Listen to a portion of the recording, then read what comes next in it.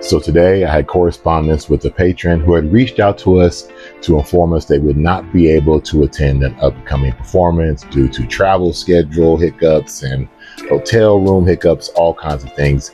And they wanted to know if they could get a refund for their tickets. I unfortunately had to respond to that patron and let them know that we did have a strict no refund policy, but if they did know someone or could find someone who might want to use the tickets, since it is still almost a week and a half, 2 weeks away, they could transfer their tickets to that other person through our system, or they could donate the tickets back for a non-deductible refund. Let me say, the response I got was like,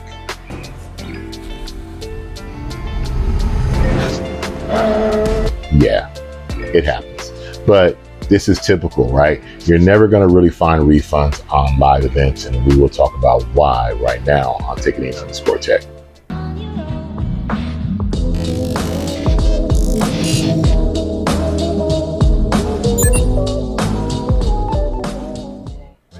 My name is Ahmed. This is Ticketing_Tech, where we watch the tickets, we watch the tech, and we let you know what's up. Today, I want to take a moment and talk about ticket refunds and why live events do not have refunds. Most live events that you buy tickets for most venues are going to have a strict no refund policy. There might be some wiggle room where if you have a medical emergency and maybe they can work something out, but for the most part, live events are absolutely no refunds.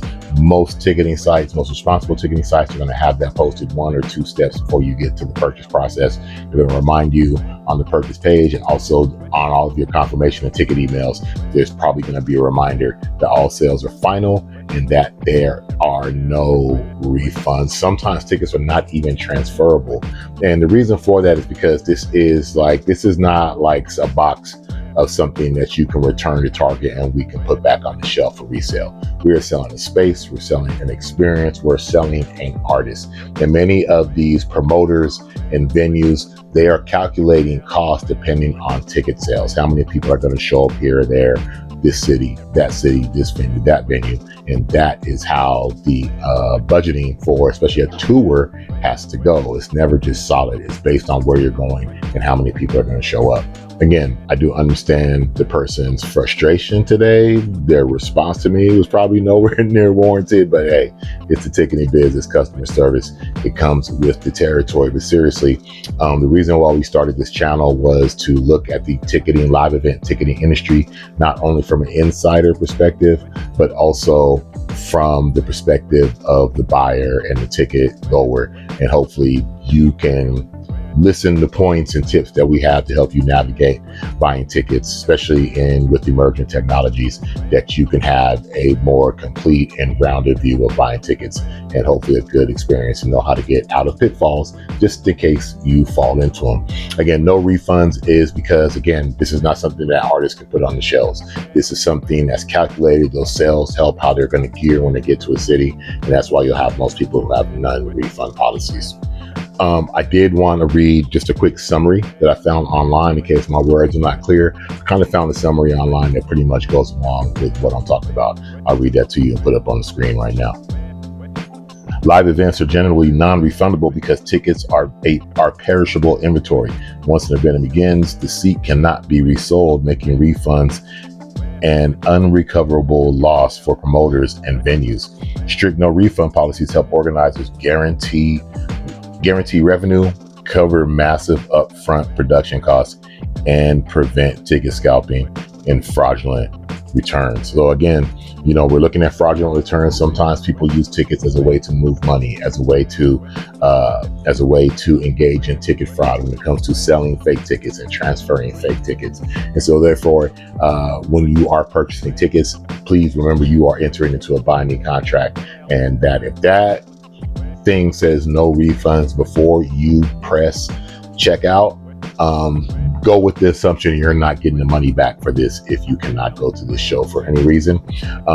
Inquire with the box office before you buy tickets exactly what their no refund policy is in case it's not clear online. Also ask if they have a transfer system to where if you can't show up for the show, will they be able to transfer those tickets to somebody else in a protected and legal way, and really weigh the event. Is it something you really want to bet on? If something comes up, you might not be able to go, that you just might be out of that 45, 60, I don't know, 70, sometimes $150 that you paid for a ticket.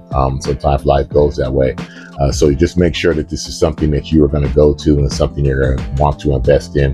And if you're not going to be able to go, you are going to have to chalk that up for a loss if you cannot transfer those tickets to somebody else. There are ways to where you can mitigate that. Some ticketing platforms, some venues do offer ticket insurance in case you are going to have to cancel a show, and there's a way to get some of your money back.